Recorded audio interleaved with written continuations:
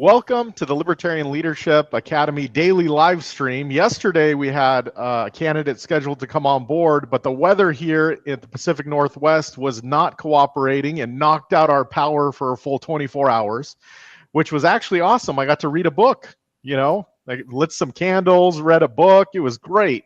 But the power is back on today, and we are joined by an entrepreneur, a family man, a professional gentleman with insurance. Like, this guy has got it all, and I'm very excited to introduce him. He is Scott Jewett, running for governor of Florida. Welcome, Scott. Thank you, Michael. Nice to be on your program here. Absolutely. I'm going to go ahead and start with a question that I like to ask every candidate running for office, and that is, why are you running? So my father, who's passed away, was a libertarian, and he got involved in the party, supported some candidates, and my father was my moral and ethical beacon. Whenever I thought about what should I do in this situation, I thought about what would my dad do. And so that got me started in the Libertarian Party. And as a business person and as a family member, I hate to see waste. So the fact that that this state is got just an absolute disaster with homeowners insurance, and those rates have gone up so incredibly much. My home here, in the last 5 or 6 years, it's over doubled.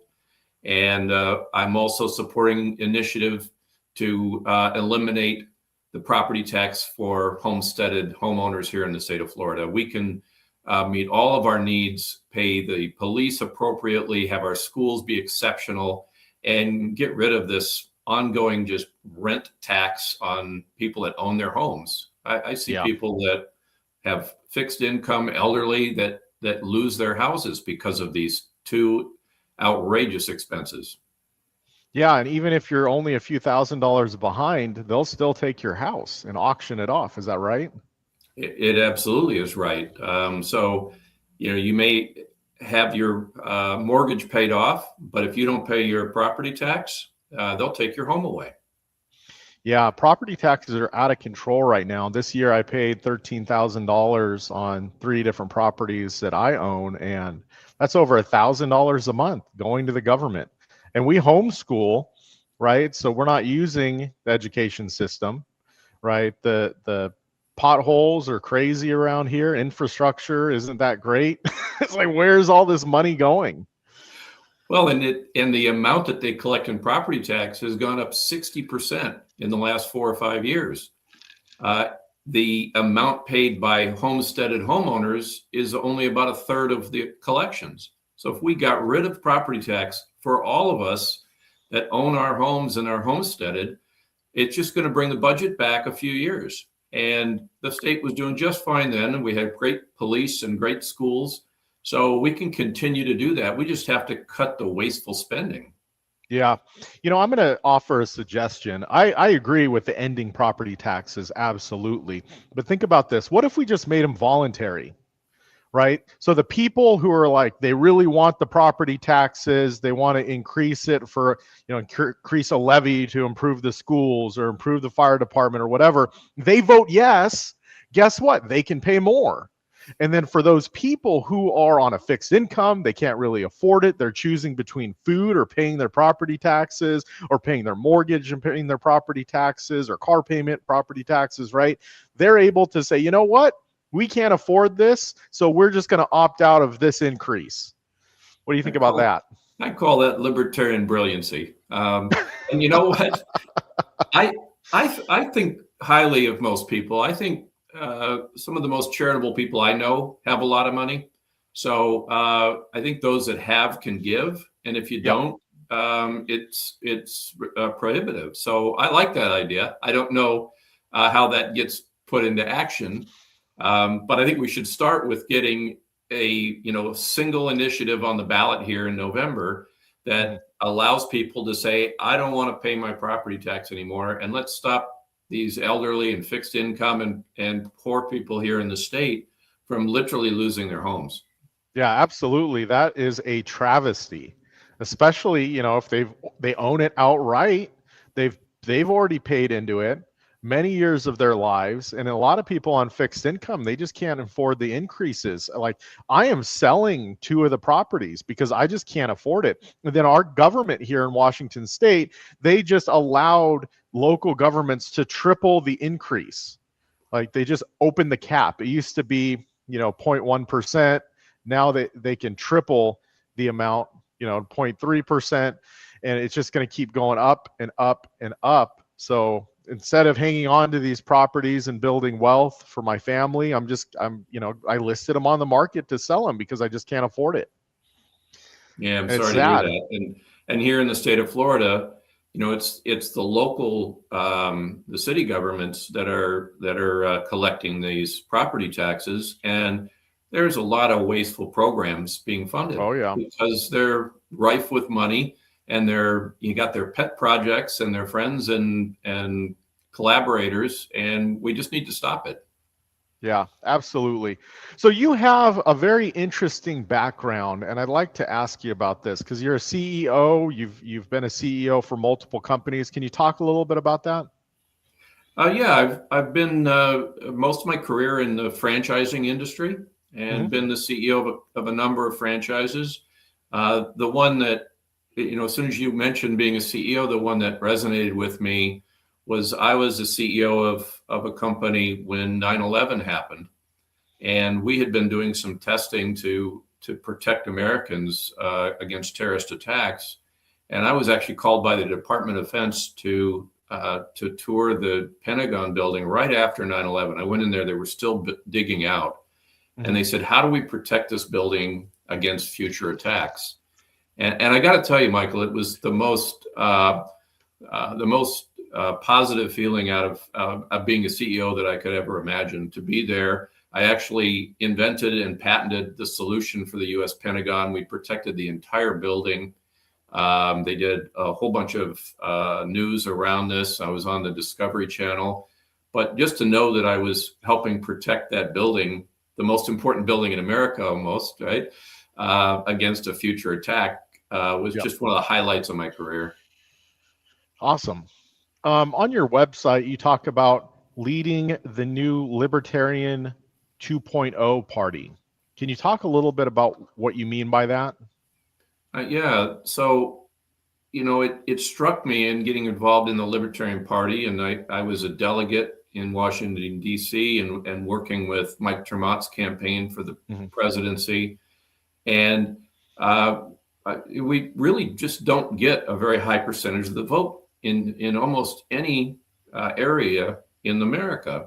And I couldn't just sit back and say that's okay. And I think a lot of the party is very extreme. And my opinion is we got to focus on turning the needle, not making immediate drastic changes in America. I think that that's unpalatable to most voters.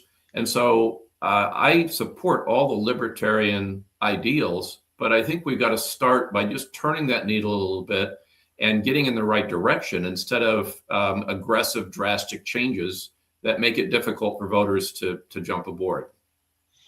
Gotcha. Yeah. And there's very extreme libertarian positions, and then there's moderate step in the right direction libertarian positions.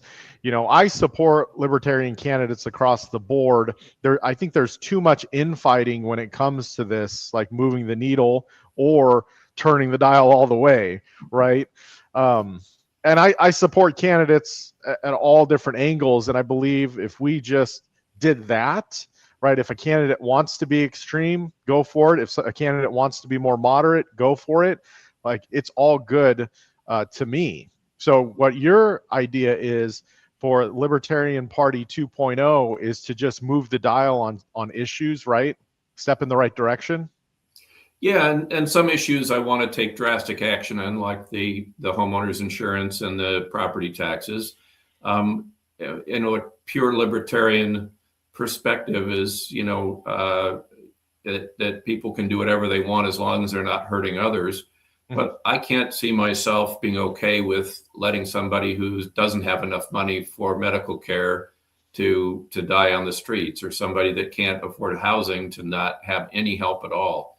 So as much as the Libertarian Party and the Libertarian concept is let people do what they want, and if they don't want to pay for medical insurance, they don't have to, or whatever it might be, it still causes that emotional and humanistic thing of how, I got to protect people sometimes.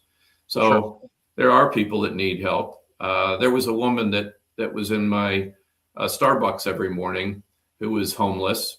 And one day she wasn't there, and they said, oh, she got arrested because she was sleeping in a church. And I thought, she was not harming anybody. And I get it. They didn't want her sleeping in the church, but to have her sleeping outside in her 60s and definitely mentally disabled, Yeah. I can't see us not doing something about that. So I want to do good by people that really need it and help them.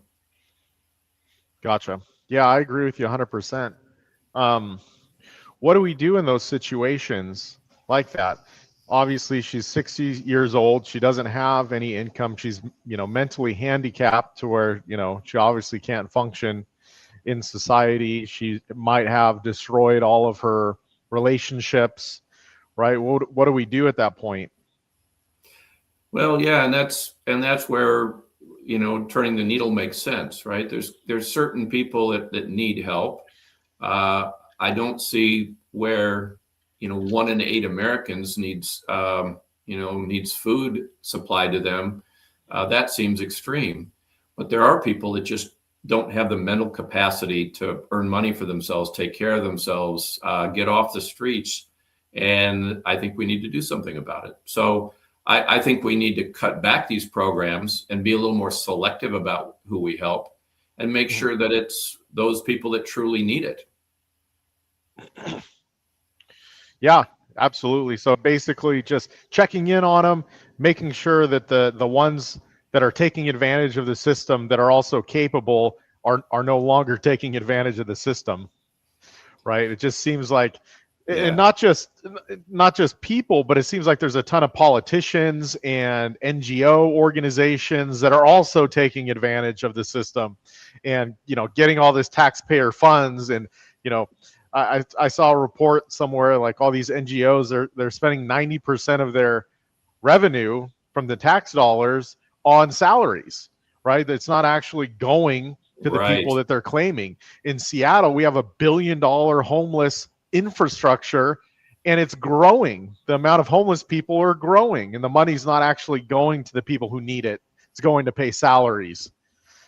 Well, and I believe if we cut taxes, cut homeowners insurance, cut the waste, that people will be more generous. If you can't give unless you have. So, government hasn't proven itself to be a good steward of our money. What? What are you talking about? Can you believe it? What? I believe people will do it directly more. And you know what? We see that all the time when there's a disaster for a family or somebody that they start a GoFundMe and people send money and people bring support. So I think most Americans are good-hearted and want to help people. We're taxed to death, so we don't feel like we've got any ability to do it anymore. Yeah, like I was telling you before the show, I'm paying over $1,000 a month in property taxes and insurance, right? So I know insurance is your top issue. How do you make insurance more affordable? So this is one where I've learned a lot, Michael. I brought in an advisor to my campaign who's an insurance expert. He owns a couple big insurance companies. And I said, these insurance companies are just taking advantage of Floridians. And he said, Scott, he says, I've been in those rooms. I've seen those executives. They want to help people. It's the regulators that are the problem. It's the system that's a problem. He said, you've lost most of the carriers in the state of Florida. They're leaving the state. He says, you can't tell me that if they could just make a reasonable profit on $5,000 a year per house, that they wouldn't flock to Florida to insure the homes. The problem we've got in this state is only about 8% of what you pay in homeowners insurance is paid out for damages and repairs on people's homes. most of it is going to litigation, to lawyers, to lawsuits, to the infrastructure to have people sue the insurance company, and the insurance companies defending themselves. We collected $65 billion last year, and about 60% of it went to litigation costs. So Wow. we could cut our bill by 60% tomorrow just by getting rid of the fact that, this goes to court almost every single time. Well, lawyers aren't going to be happy with you, I can tell you that much. They aren't going to be happy with me. And you know what? There was I don't know if you saw the news a few weeks ago or months ago. My street got flooded to the point where cars got stalled out and they had to be towed out in the morning. The whole street filled up with water. It looked like a lake. And my roof leaked in my bedroom. So I called somebody that's a roof repair, and he says, well, it's probably the flashing around your moonroof in the ceiling. And he says, but I can get a litigator involved, and we can get you a whole new roof. And he said it'll take a year and a half. And I'm thinking, okay, that's the problem, right? Yeah. Now, everybody would love a brand new roof, but are we all willing to pay these kind of rates for that process? Because all he has to do is say, look, I'm a contractor. The whole roof is shot because of the storm. The insurance company says, no, it's just the flashing around the moonroof. And the next thing you know, we've got 2 years, instead a year and a half of litigation. Yeah, you're in Crazy. court. Yeah. And your insurance goes up. Exactly. Mine, as I mentioned, has doubled in the 5 years I've owned my house here. Wow. Yeah, crazy. It is. So running for governor is a big deal, right? It's the highest office in the state of Florida. How do you plan on getting your name out there and getting your ideas out there to the general public? Well, thanks to you, this is a good start. I'm a big proponent of AI and using technology, and I see the way campaigns have been run in the past. I've been told that I should, logo up a van and drive the state for 3 months, going to every meeting that I can go to. That has its place, but the way to really reach people is through social media, is through YouTube, is through broadcasting, is through press, is through editorial. To me, that's the effective way to get the word out to people, to educate them and say, look, this is what I stand for. This is what I'm going to do. And here's how I'm going to do it. So I plan to leverage technology, social media, and public relations primarily for my campaign. Mm-hmm. Awesome. Yeah. So you're talking about running ads on Facebook or YouTube, getting, putting some video content together. Is that it? Yeah, I've produced about 80 videos. I've got a bunch of shorts. I've got 3 podcasts that I've done. The Floridian ran a couple of articles on me. I've got a lot of the past press I've got on my website. I'm on Ballotpedia. So I'm trying to be just like I will be as the governor of the state of Florida, is make the dollar stretch a long way. I don't need the millions of dollars that a lot of politicians say they need to win a governor's seat. I'm going to do this lean and strong and smart and not spend a lot of money. Gotcha. So you said you helped out Mike Trematt on his campaign, and obviously he's left the Libertarian Party and went over to the Republican Party, the Republican Liberty Caucus. What made you decide to just continue as a Libertarian and go forward as a Libertarian? So, they have actually asked me. They said, look, Scott, if you'll convert to the Republican Party and join the Liberty Caucus, we'll do a big press release and support your campaign. But I just don't align with either party, Michael. The 2 parties have gotten so divisive and so extreme, and I support some of the things that the Republican Party is known for, but I also support some of the things that the traditional Democratic Party stands for. So I look at myself as fiscally responsible and socially more liberal and supportive of people. And I don't think that speaks to either party. You know, what's interesting, Michael, is when I tell a lot of my friends are wealthy business people here in the state, and a lot of them are very strict Republicans, and I say, well, I'm running as a libertarian. And you know what they say to me? What is that? And most of them think it means liberal, right? Libertarian, which technically means freedom, not necessarily Democrat. I said, well, I think that we ought to keep religion out of politics. And I think we ought to cut our taxes and make the government more lean. And I think we ought to support people in need to some degree. So I would consider myself a mix of those. The abortion issue, that should be between a woman and her doctor. Why is a politician making grand sweep decisions that affect their decision? The doctor already has the Hippocratic oath to do no harm. So I want to give the freedom back to the people, and that doesn't fit either party right now. So I can't, in good conscience, join the Republican Party, Liberty Caucus or not, and I certainly don't support the Democratic Party. And when I tell people that, I have more and more people that I say, this is what I stand. They say, well, I'll be darned, I'm a libertarian. Yes, you are. You just didn't know it yet. Yeah, absolutely. A lot of people don't know what the word even means, but if you break it down, you have liber, which means liberty or freedom, and tarian, the suffix, just means believer in, right? So like a vegetarian, they believe in eating vegetables, right? So libertarian, just someone that believes in liberty and freedom. And liberty, by definition, is the absence of outside control or oppression over our lives, as long as we're not infringing on the person, property, or natural rights of another. It's very simple. And the opposite... And that's one of the challenges we have in the Libertarian Party is, and it's an opportunity, right? Because we can educate people that, wow, I'm a libertarian, that I believe in what you believe, Scott and Michael.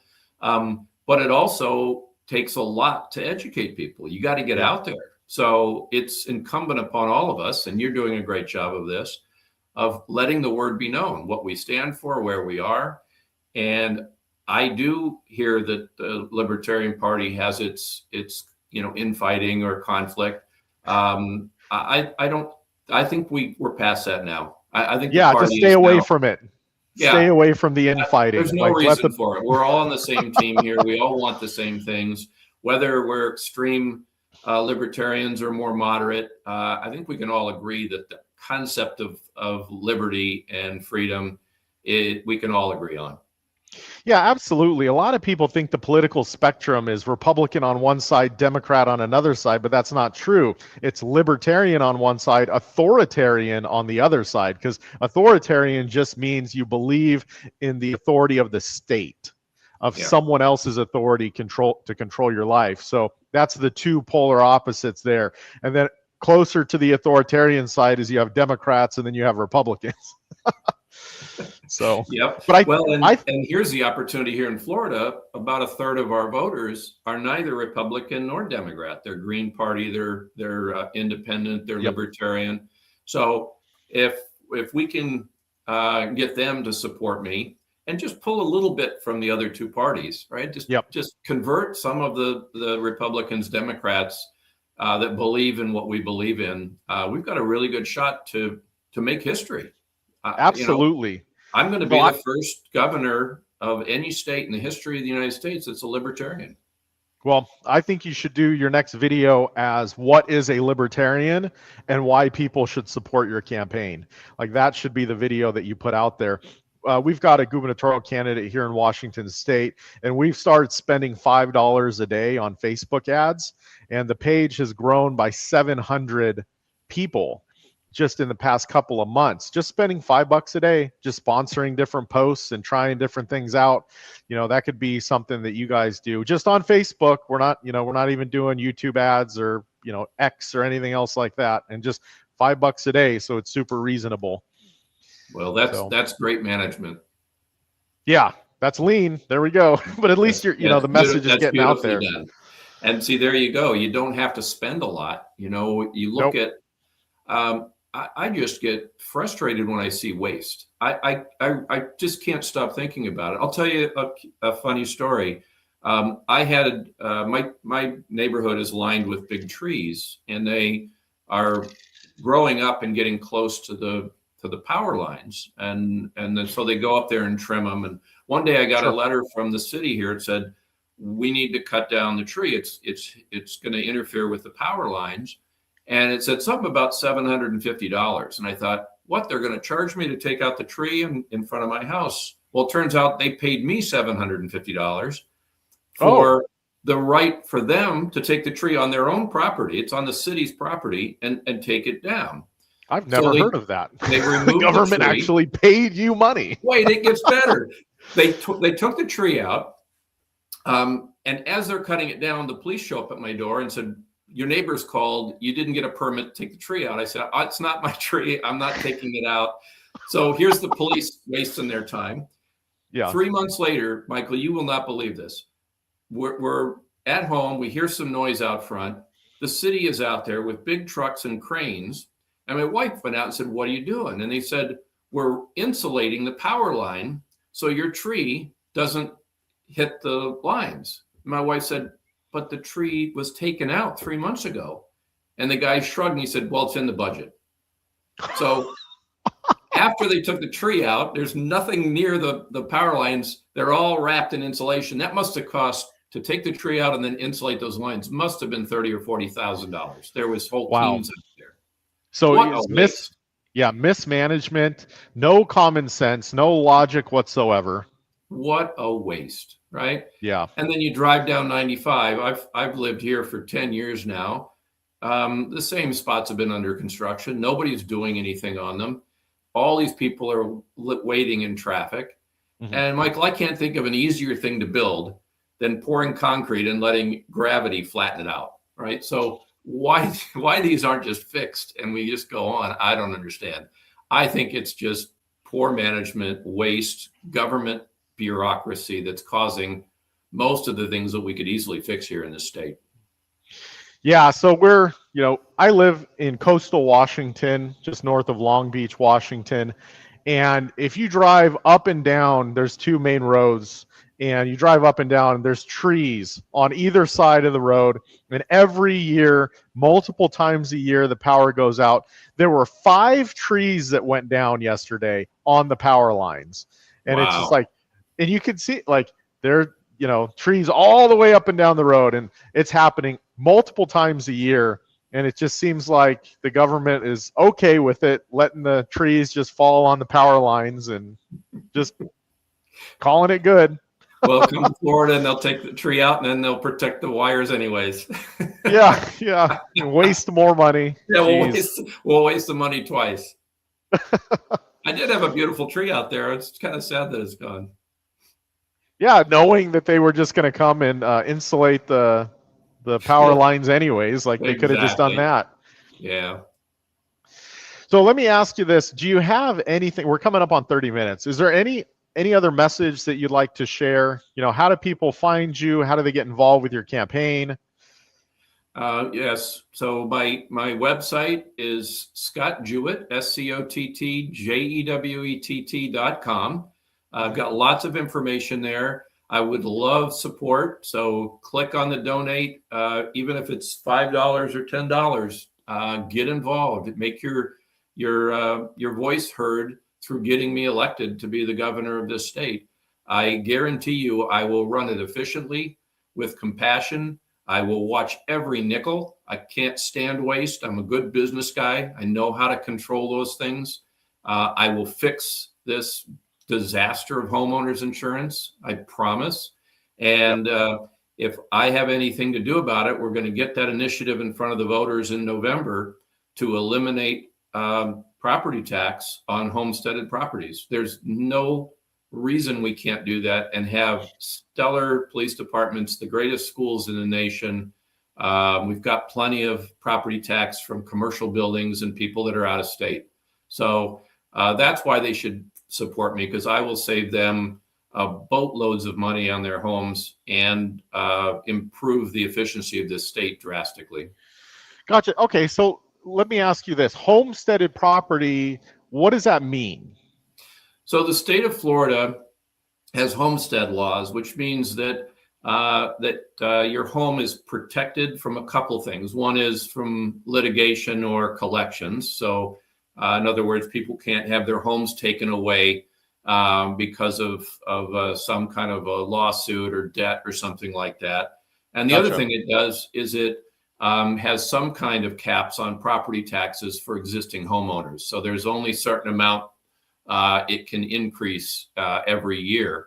So homesteading is rare in the United States. Florida is one of the few states that has it, and we have one of the strongest homestead laws in the country that protect homeowners against those things. Ironically, it's not protecting us against our own government taking a home because we didn't pay our property tax. So in one hand, it's protecting some homeowners against collections or other things or frivolous litigation. But on the other hand, we're at risk because the property taxes have gone up so much that people just can't afford to pay the government anymore. Man, so it's like paying rent on your own house. It's crazy. Yeah, so it protects the homeowner from like credit card debt or any other medical debt, so their house doesn't get taken, but it doesn't protect against property tax debt. How ironic is that? Yeah. So what happens when they take the home? They auction it off and keep the money? Yeah. Yep. You're out. They'll foreclose on your house and evict you. Wow. Okay? And you can imagine who that's hitting the hardest. It's hitting the elderly, the fixed income, the people who are sick. Yeah. People that have paid off their home, have no mortgage, and still can lose their home. Wow. That's insane. It is insane. You're doing the Lord's work by talking about this stuff, getting these issues out there and waking people up to it. So I hope you start running ads, man. $5 a day. Get it going. Get it going. I will take your advice, my friend. And your support has been fantastic. The education you're giving all of us candidates across the country, you're really helping the Libertarian Party and ultimately Americans, because I think this is our time, Michael. This is the opportunity that Libertarians have never had before. The two parties have lost most people. They just have. Yeah, I think it's ripe for third parties. It's ripe for new ideas. People are more open than ever because the two major parties, I mean the two old parties, the Republicans and Democrats, are not providing any real solutions. And it's just polarizing. So what you're doing, I am super grateful. We need more candidates stepping up all across the country at all levels of government. You know, someone like yourself who's been a CEO, who has a lot of this experience, you know, running for governors is probably a doable thing for you. Whereas, you know, other people, I'm going to start at a, you know, county commissioner level or a PUD commissioner level, something lower, you know, and that's totally fine. We need candidates all across the board at all levels of government. So I really appreciate you running for office. For those who are watching that would like to get involved with Scott's campaign, you can go to scottjewett.com. If you'd like to run for office, let's say you're in another part of the country, please reach out to me. You can find us at libertarianleadership.org. We have a school group, which is there's a ton of video trainings in there on how to run and fundraise and, you know, social media ads and all kinds of training in there. So please join us in there. But yeah, thank you so much, Scott. I really appreciate you coming on the show. Well, thank you, Michael. I appreciate it. And all you folks out there running for office, contact me. I love to collaborate. I've worked with Mike Dermott. I'm working with Ralph Groves running for the 11th District. We got to support each other. So join us and collaborate and share ideas, and let's win some elections this time. Awesome. Thanks so much, Scott. Appreciate it. Thank you again.